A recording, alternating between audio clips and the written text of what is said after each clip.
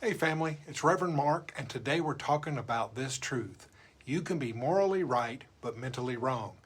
Now that'll preach all by itself, but let's go deeper. By every outer appearance, Job was a righteous man, upright, blameless, the kind of person religion would point to and say, now that's a good man. And yet, tragedy struck. He lost his wealth, he lost his health, he lost his children, he even lost the support of his wife.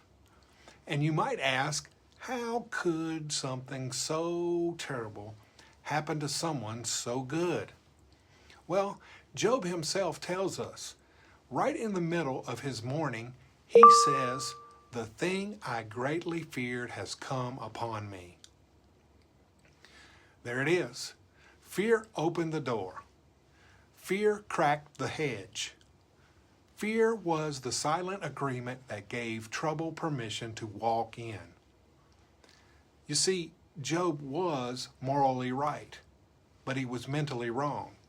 He was performing sacrifices just in case his kids might have sinned. That's not faith. That's anxiety disguised as holiness. That's a mind programmed by fear. And what does Scripture constantly say? Fear not. 365 times, one for every day of the year. In Revelation, when it describes the souls left outside the gate, it names all the big sins that you'd expect, but right there on the list, fear and unbelief. Because fear is not just a feeling, it's a belief. It's a mental agreement with the idea that something other than God has power over your life. Let me tell you something. You can follow all the rules, check all the boxes, wear the robe and the collar, and still be entertaining thoughts that sabotage your life. What are you sacrificing for just in case?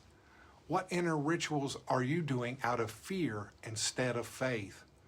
Beloved, it's time to be not just morally right, but mentally aligned. Faith is the firewall, love is the law, and fear has no legal ground in your consciousness when you stand in divine identity.